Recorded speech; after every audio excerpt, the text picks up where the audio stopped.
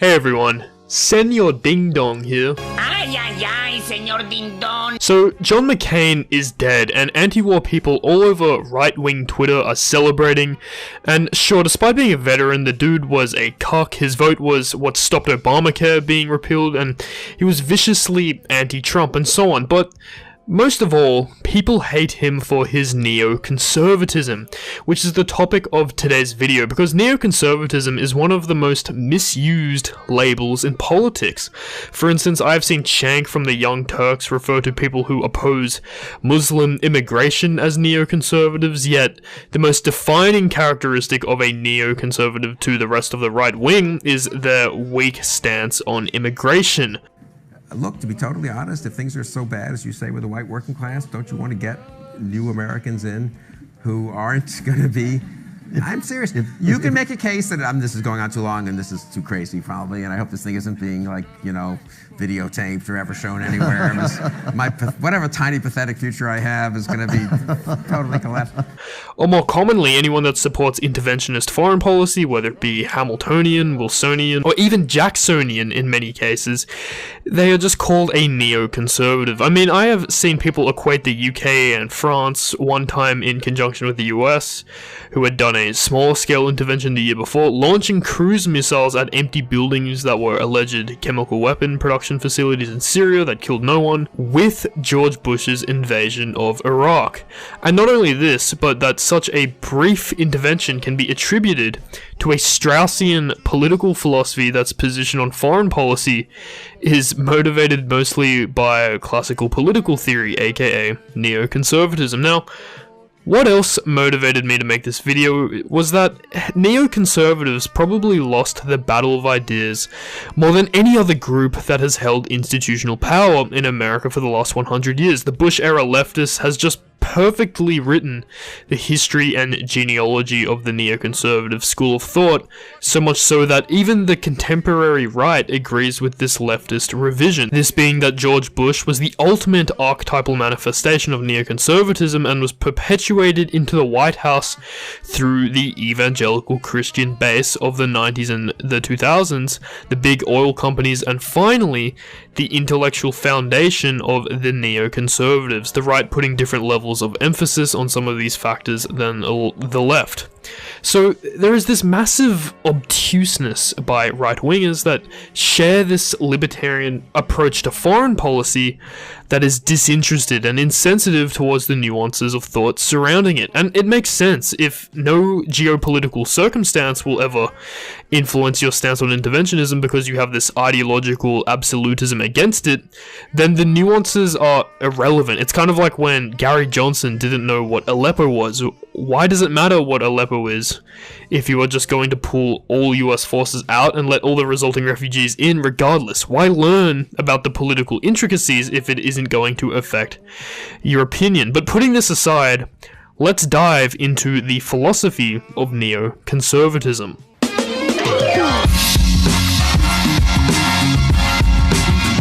When it comes to the kind of policies neoconservatives support, the supposed godfather of the ideology himself, Irving Kristol, lays it out in his essay, What is a Neoconservative? The first point of difference between neoconservatism and their Republican predecessors is the lack of hostility towards a welfare state. Generally speaking, neoconservatives support social reforms that provide security and comfort to the individual. Such policies would include social security, unemployment insurance, some form of national health insurance, some kind of family assistance plan, and so on. However, they oppose the Great Society vision of such reforms. Instead, the neoconservative rejects FDR, LBJ, and subsequent left-wing expansions of the welfare state because of how reckless they are in creating large, unproductive, stagnant bureaucracies that will absorb most of the finances dedicated to such a project, and so the neoconservative tries to envision a welfare state that won't go bankrupt. Now, of course, the neoconservative is also largely sympathetic to free market policies, and more often than not, they will defer to the market either as a means of responding to economic realities, or as a necessity to preserve the moral axiom of individual liberty. But in contrast to their conservative counterparts, the neoconservative believes that they can rig the market in many cases. They believe the economy must be interfered with in certain instances where the market fails to deliver the social optimum. Hence, neoconservatives will usually favor housing vouchers for the poor and government-built low-income projects. And in regards to what economic thinkers neoconservatives look to, they see merit in both Keynes and the classical economists before him. They appreciate the old economic orthodoxy for its theoretical merits, but understand that it fell very short of addressing the economic climate of the 20th century. It was unable to convincingly explain the recessions and depressions of the last 100 years, and so Keynes was able to offer the advice to statesmen that the prevailing orthodoxy at the time couldn't. He was a contender for the policies the neoconservative was looking for. But ultimately, neoconservatives who were originally open to Keynes's policy prescriptions would come to reject them. They would see that financing budget deficits would cause inflation, give rise to heavier taxation, and of course, stagnation. So eventually, the neoconservative would turn to the monetarist school of thought. It would be the likes of Arthur Laffer and Robert Mundell that would provide the correct policy insight that both Keynes and his predecessors failed to do. So the neoconservative takes the Keynesian macroeconomic apparatus for diagnostic purposes, but retains the supply side view that sees only the private sector as capable of achieving sustained economic growth. So something you will realize is that, unlike regular conservatives, neoconservatives lack this anxiety about the growth of the state. They don't share this mythos of the road to serfdom. Instead, the growth of the state in the past century is seen as organic and natural in response to the growth of modernity. It is often said the neoconservative feels at home in modern America, while the traditional conservative does not. And what promotes the unlikely alliance between neoconservatives, secular intellectuals, and religious traditionalists is instead the yearning for high culture, which brings us to the third difference, and what will be a large focus for this video. And that is that neoconservatives see institutional religion as vital to the functioning of civil society. They see an urgency in protecting the high culture of Western civilization. The single issue that neoconservatives are most united on is their dislike of the counterculture of the 1960s, the resistance of their time, so to speak. And so any cultural transformation, any shift in the traditions of one society ought to be gradual and organic, and that the individual who is abruptly liberated from the sovereignty of traditional values will soon find himself experiencing the vertigo and despair of nihilism. While similarly, for reasons we will get into, they also don't believe individuals can create their own values and live by them in any meaningful way. They are contrasted by libertarians in this regard and believe values emerge generationally and are spawned from accumulated wisdom over time. And in addition, the neoconservative also embraces a moderate egalitarianism. They believe that the right to become unequal in wealth has limits, but also oppose the notion of equality of outcome. They would instead believe that individuals have the right to equality of opportunity, and that government ought to preserve this right at the expense of discriminating private property owners. Now, most significant is the subject of foreign policy. There is certainly a common geopolitical doctrine underlying neoconservatism. They are fairly united in their view of how power structures compete and expand on the international scale, but ironically, the policy proposals resulting from this is probably the most divided topic in neoconservative spheres. Typically, in today's day and age, the majority of people from both the left and the right will think of neoconservatism as a doctrine solely concerned with foreign policy, perhaps a school of thought that only wants to codify some ideological version of Israel's interests. So, for instance, critiques of Trump from the alt-right tend to chalk up things like the strikes in Syria to neoconservative foreign policy, making accusations like we have Well, we might as well have elected another Bush. But even the Iraq War itself was not a uniquely neoconservative war, and was actually pretty lacking in propositional content. Of course, it was supported by neoconservatives for the most part, but this would be like saying Trump is alt-right because people on the alt-right support Trump. In fact, the Iraq War was probably the least ideologically ridden war America has ever fought. The war wasn't as tied to the construction of some societal foundation, the reassertion of a social character, and whatever else motivates neoconservative thinking. Instead, any propositional content was for the most part worn down to matters of geopolitics and the most immediate sense of human well-being. To illustrate further, if we look at the Revolutionary War, the Civil War, World War I and II, Korea, Vietnam, and etc., these were all remembered for, and on the surface, motivated by a struggle between ideologies. Those wars had ideological content to them, even if what had sparked them and really motivated them was what sparks all of human history, the imperative for power. Now, sure, you had boomers talking about bringing them freedom, and a lot of people in the neoconservative movement used this rhetoric as well, but for the most part, what proved more influential to the conflict was intelligence from MI6, KGB, Israel, and even sources from within the Iraqi government that confirmed Saddam's regime had weapons of mass destruction. The threat of Iraq was primarily that Saddam was reconstituting chemical or biological weapons, long-range ballistic missiles, and less likely but most alarmingly, their nuclear weaponization program. So a lot of the conversation was about physical threats to US security and the war on terror, as opposed to this ideology, whether it be fascism, communism, monarchism, etc., isn't allowed to exist, a sentiment that categorized most of the wars of the century before it. Now, you could of course say that none of the reasons given to go to war with Iraq were good reasons, and that's completely fine, it's beside the point. What I am saying is that as a matter of categorization, even the most aggressive foreign policy isn't necessarily neoconservatism. Instead, neoconservatives generally believe that American democracy is not likely to survive for long in a world that is overwhelmingly hostile to its values. The world is one of economic and diplomatic transactions that don't happen in a vacuum, and so foreign actors opposed to American values will eventually influence the domestic political system. But despite a general skepticism of isolationist policies amongst neoconservatives, this attitude doesn't necessarily equate to a staunch, realist policy of heavy interventionism. Irving Kristol wrote a lot about the inability for neocons to find agreement in the case of the Vietnam War, an iconic symbol of a neoconservative war. But more importantly, Irving Kristol also writes of what principles regarding foreign policy neoconservatives are united on in his book, The Neoconservative Persuasion.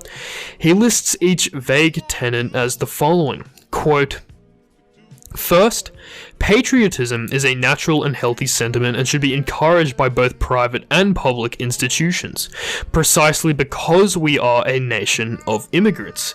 This is a powerful American sentiment. Second, world government is a terrible idea since it can lead to world tyranny. International institutions that point to an ultimate world government should be regarded with the deepest suspicion. Third, statesmen should above all have the ability to distinguish friends from enemies. This is not as easy as it sounds. As the history of the Cold War revealed, the number of intelligent men who could not count the Soviet Union as an enemy, even though this was its own self-definition, was absolutely astonishing.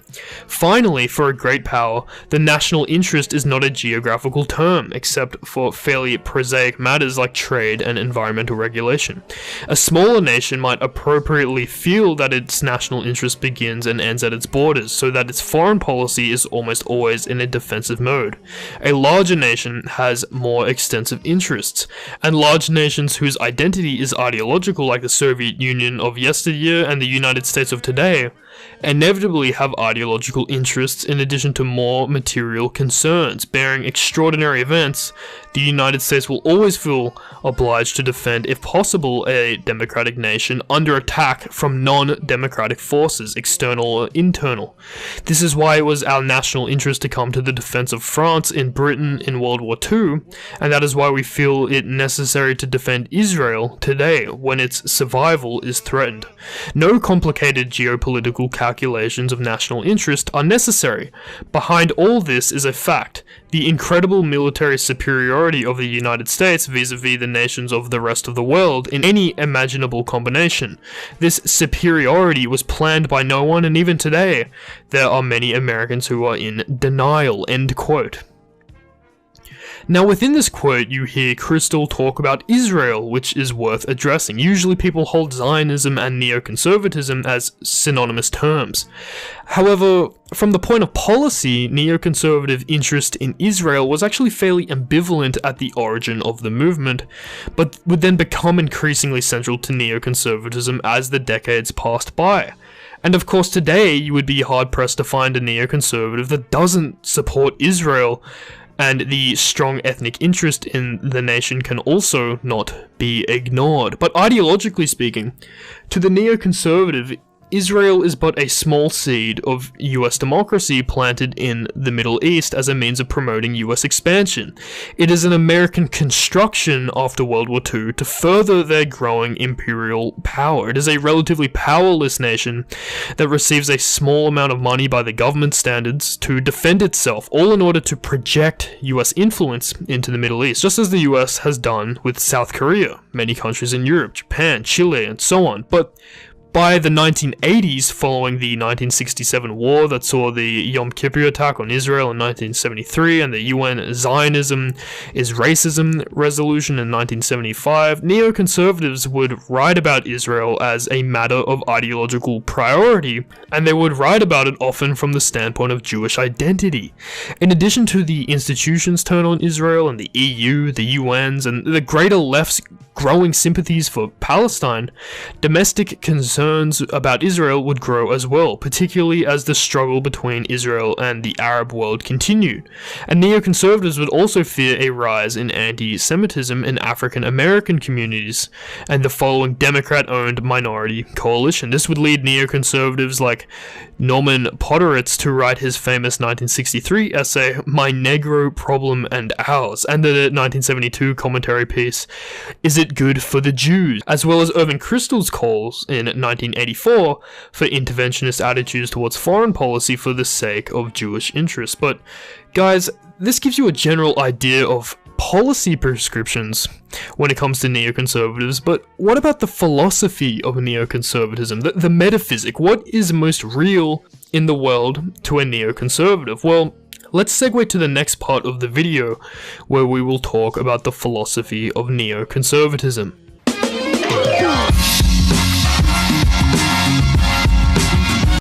So one of the first trends you will pick up on when looking at neoconservatism is how concerned it is with new ways of thinking about issues, assigning neo this and neo that as the solution for a whole array of issues facing society. In fact, there's a quote by Irving Kristol in his book Neoconservatism, the autobiography of an idea, that was published in 1995, where he writes, quote, "Is there such thing as a neo-gene?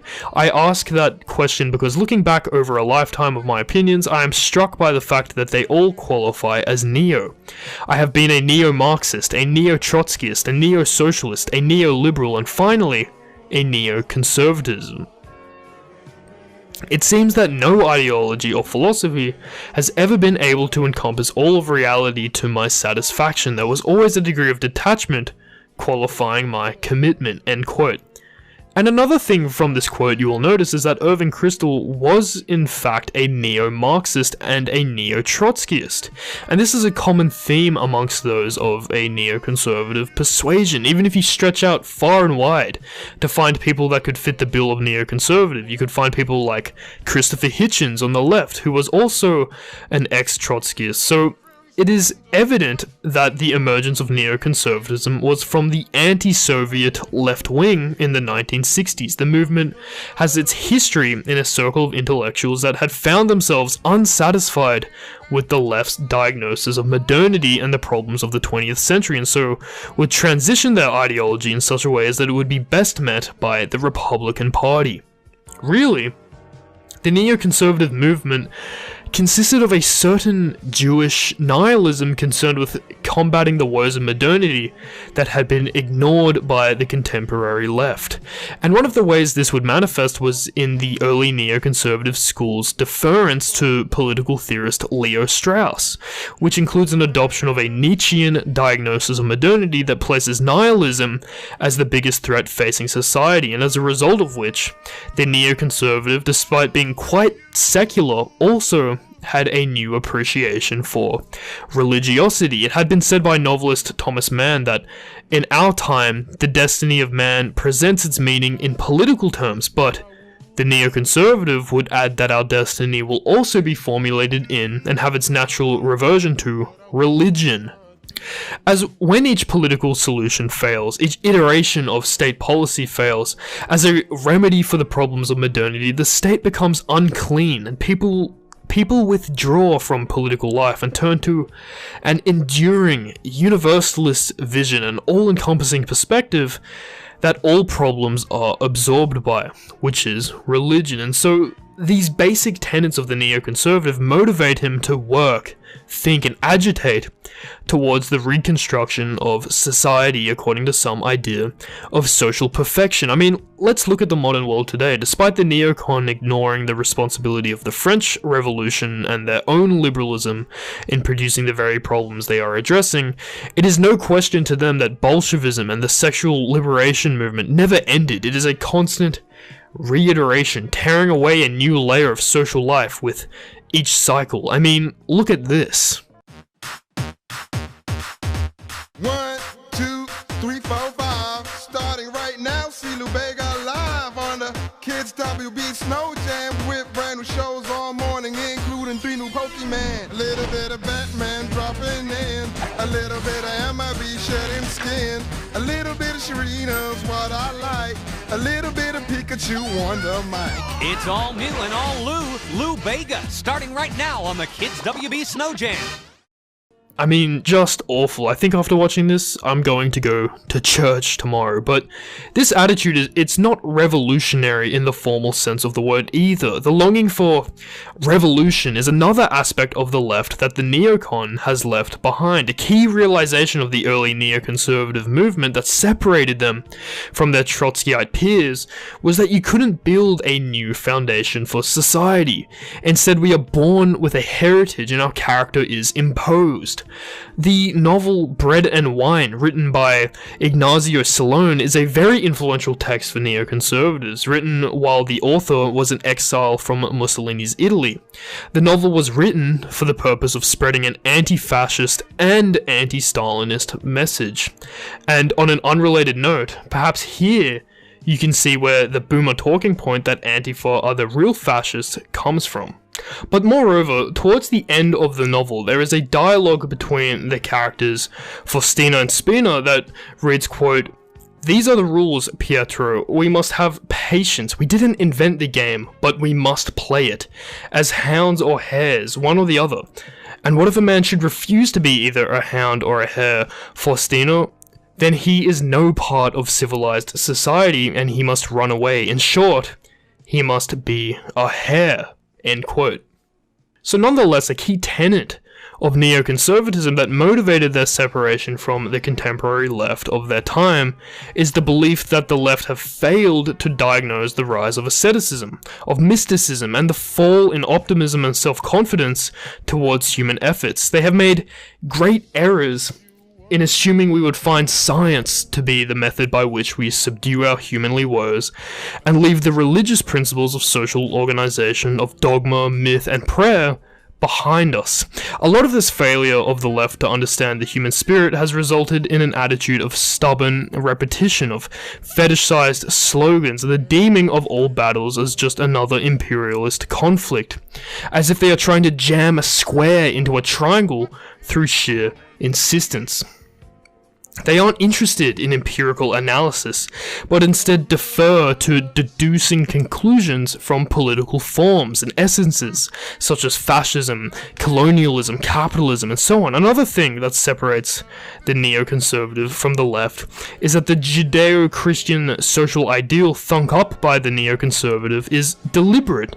It is a planned relation between an end in view and deliberate actions. It is strictly different from the view of Stalinists and social democrats that view a societal ideal as opportunistic and the product of day-to-day pressures. So this view seems very driven by ideals, but often the neoconservative is also given the title of realist. One of the most elementary descriptions of history for a neoconservative is that history is a struggle for power. When there is any political organization, the imperative for power will eventually take priority over the initial professed goals of the party, and furthermore, the more powerful an organization gets, the greater priority the will to power will take. So struggles for principles come to mean struggles for power. Irving Kristol elaborates in the neoconservative persuasion where he writes, quote, Burnham put it succinctly, social life cannot dispense with organization. The mechanical, technical, psychological, and cultural conditions of organization require leadership and guarantee that the leaders rather than the mass shall exercise control. This iron law of oligarchy reinforces the pursuit of power ends at the expense of the formal ends. The life of leadership is one of incessant effort to build the party, with a consequent identification of the interest of the leaders with those of their party. Through a process of self-dedication, the offices of leadership become synonymous with the highest welfare of the membership, not to speak of humanity, civilization at all. Their retention of control is vindicated as a defense of the traditional faith, and an assurance of future victory. A struggle for leadership is, above all, a struggle for power between opposing elites, the ins and the outs. Pragmatic differences assume the role of vehicles which represent and sanction the rebellious intent. Even if the conflict were originally incited by an ideological disagreement, the need of articulating these differences would involve a campaign for organizational preeminence, whose demands would take precedence. End quote. And so, from this, you can see that neoconservatives draw a distinction between professed and operational aims in politics, and some of the conclusions drawn from this include a staunch opposition to utopian political doctrines, not just from the point of the impracticality of reaching for an ungraspable goal, but because history shows utopian ideologies to be far more destructive than more cynical, contemplative, cautious, and perhaps conservative ones. James Burnham, who is praised by many neoconservatives, uses the example of the liberal democratic aim of self-governance by the people, an ideal that can never truly be met and will likely delude those subject to its institutionalization towards a Bonapartism or Caesarism, as the dichotomy of ruler and ruled collides with that of representative and represented. While another ideal seen as utopian by neoconservatives would be the socialist aim of a classless society, a notion seen as so vague that all actions taken can be interpreted as being consistent with it, and like any utopian doctrine, it is suggested that the question of power has been answered, and good reason can be found to silence and suppress dissidents as creating disorder. And so you will see that a lot of the objection to utopian ideas, a status deemed by them to be fair rather than the professors of them, is that they centralize and formalize power structures through attempting to unite them towards a certain vision of society. It is said by neoconservatives that it is dangerous to suggest the question of power has been answered, but it would also seem that the neoconservatives' dedication to liberal power theory is set in stone, and so because of this, undermining the potential for a coherent ruling class is a necessity even through democratic means. So the laws and constitutions themselves, they're not sufficient for the neoconservative. The ruling class must not only be restricted and undermined legally, but socially. There must be a constant struggle between the ruled and the rulers, where New demands constantly arise, challenging the authority of the elites, and so for this reason, the neoconservative is openly antisocial, openly against social harmony and unity, and seeks freedom from sociality through seeing it in constant conflict. The iron law of oligarchy may stop the masses from ruling themselves, but this doesn't mean those that find themselves in the elite can't have the rug pulled out from beneath them. It is through this that the supposed myth of self-governance can find a glimpse of itself seeming into reality according to the neoconservative. And so we get this sense that power is a tragic reality to the neoconservative. The moral politics ought to motivate action, but instead, we find ourselves entangled in the inertia of history where only power can stop power, not moral declaratives. So, the neoconservative staunchly rejects the view of politics as a means of physical easement. Instead, this is an entirely socialist concept. Instead, politics is judged by what it does for moral perfection.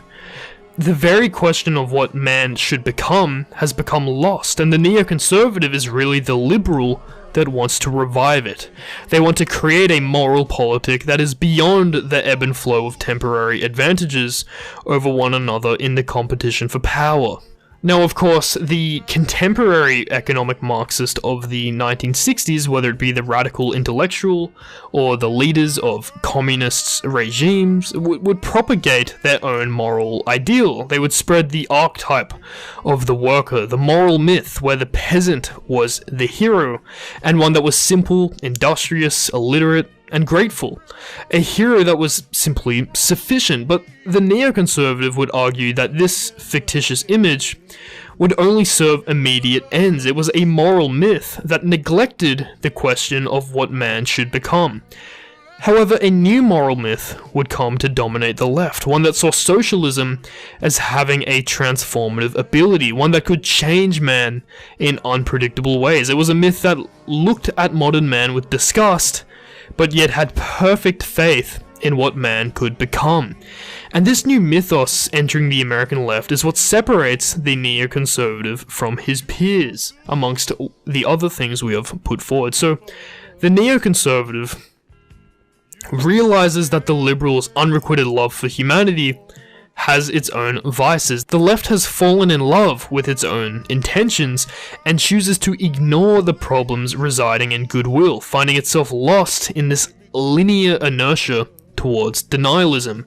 The good and evil in all things is hidden by a grandiose narrative of good versus evil, and those with any contentment for man's limitations are deemed, you guessed it, evil. And instead the neoconservative has no interest in changing man's nature, but it is instead fixated on changing his status. The development and sustainment of a cooperative, rational, and well-rounded person is enough. So we can see that a lot of neoconservative thought can be categorized as a liberal opposition to Marxism and social democratic ideas.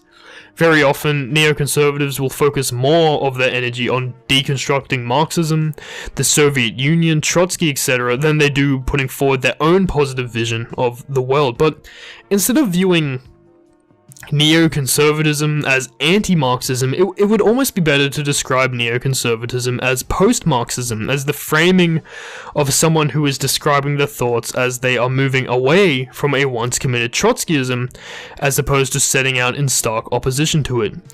But let's for a moment return to what positivity there is within neoconservatism. Before we had mentioned Leo Strauss, who is by no means the godfather of neoconservatism, but does serve as the foundation for neoconservative thought, regardless of Strauss's own intentions. There is a good quote by Plato that begins the Straussian view on the history of ideas, and it takes place in his 7th letter. Plato wrote, quote, "But this much I can say about all those who have written and will write, saying that they know the nature of the subject which is my most serious interest. In my opinion, it is impossible for any of these people to know anything about the matter, for there is no treatise of mine on these things, nor will there ever be." End quote. So, here it would seem Plato is saying that there is no issue to him that is the most serious interest, and so for many, a particular means must be constructed by which one can interpret each dialogue of Plato's. And of course, Professor Leo Strauss, distinguished occupant of the Charles Merriam Chair of Political Science at the University of Chicago and guest professor at the Jewish Theological Seminary's Institute on Theology, is one thinker that provides an answer. And that is that the great books in philosophy and political theory, the defining pre-Enlightenment texts, aren't just a collection of dialogues, but have within them esoteric doctrines reserved for the most intelligent perspective beyond how they are summarized in textbooks and unable to be grasped by the masses. So what this means is that Strauss believed that the great thinkers writing before the Enlightenment, as an act of social responsibility, would self-censor to mislead the masses, as it was assumed that there are truths that no wise or decent person would present to the public because they would disrupt the social order. And so instead he would set out to deliberately deceive the common man. And this obviously plays into Plato's idea of the noble lie, something very much studied by Strauss. It is often said by Straussians that the great thinker writes according to the capacity of the vulgar and recognizes that explicit statements may be without benefit and only cause injury to the many, and so these truths must be approximated in such a way as to protect those that may be harmed without having them become lost to the wise. And so Straussians and neoconservatives hold a certain view of the relationship between philosophy and life. For instance, neoconservatives take revelation and the supernatural to be at odds with reason and hence are unable to be deferred to by the philosopher. This is why the neoconservative movement sees value in religion, but tends to be more comprised of secular Jews than practicing Christians. Instead, the purpose of philosophy is to explain all phenomena by the nature of things, while the supernatural, revelation, and religion, despite being at odds with reason, is what society must be organized around to achieve any civil order, as without religion, the neoconservative claims man is unmotivated to find a moral code in which to organize himself by. So all of this points to something very Platonian. It all suggests the notion that most men are not capable of escaping the cave, of living the contemplative lifestyle, and instead need guidance that only revelation can give him. And so some of the general themes in the Platonic dialogues that suggest this is that they may take place between a superior man, usually Socrates, and an inferior man. And when two philosophers are present, they tend to not speak to each other, indicating to Strauss that the words of the superior men don't necessarily reflect their opinion, and instead, the greater truth is revealed not by Socrates' speech, but by his setting. And from the textual outlook, Strauss and the ensuing neoconservative school of thought will draw the relationship between philosophy, the realm of theoretical truth, and politics, what they see as practical moral guidance. But before Strauss identified this problem within Plato's work, he had noticed it in medieval Jewish thought, for unlike Christian thinking, Jews place much larger emphasis on political philosophy. It is the philosophy that is most immediate, as faith was less important than law in these traditions. The Jewish religion is a means of social organization first and foremost. So there is a legal nature to Jewish ways of thinking that is absent in Christianity, and so this same legal lens carried over to their philosophy, and so it was the Jewish perspective that was most authentic to Strauss. So much so that Strauss would never write a single essay on a Christian thinker. Instead, he would focus his understanding of the history of ideas entirely on Jewish or secular thinkers and the Greek classics. To Strauss, Christianity was an irresponsible and unstable mixture of doctrines. And Irving Kristol gives an example of Strauss's diagnosis in the essay The Philosopher's Hidden Truth when discussing Strauss's reading of 13th century Jewish philosopher Maimonides and his text The Art of Writing. Quote, Maimonides vigorously declares that the immortality of the soul and the bodily resurrection of the dead are cardinal principles of Jewish faith, but when in the guide he takes up the question of whether there is a divine providence and tries to answer the philosophical objections to it, he makes no use of either of these principles which are so crucial to the religious point of view. In contrast, Elsewhere in the guide, he interprets the phrase in Deuteronomy 8:16, the good at thy later end, to mean merely the fortitude acquired by the Jews from their desert wanderings. The sagacious reader would also notice that the problem of divine justice is discussed after Maimonides has completed his discourse on physics and metaphysics, and he would infer that for the author this was not a subject for theoretical knowledge but a practical matter, i.e. it had to do with morals and government, with political philosophy, end quote. And so we can see the basis of neoconservatism is very, very Jewish. It reproduces the same social organization of medieval Jews, and it borrows their interpretation of philosophy as a means of ordering a population, like a legal framework. And from this, we can see again that the basis of neoconservatism is a sort of Jewish nihilism. And so guys, I hope you learned something from this. This is going to have to conclude today's video, and I'm sorry I haven't uploaded anything for so long. And so I thought I'd treat you all with a long, fat video on a fairly juicy topic. And if you guys didn't know, I can only afford to have my channel as a hobby. My channel is fairly small, and not enough people donate for me to be able to compromise my other full-time commitments to pursue this. So if you would like to see more uploads more often and have less of these big gaps where I can't get around to uploading a video, then do consider donating to my Patreon. Even $1 goes a long way. But guys, thanks for watching everyone. Love you all, and I'll see you soon, hopefully. Catch you later.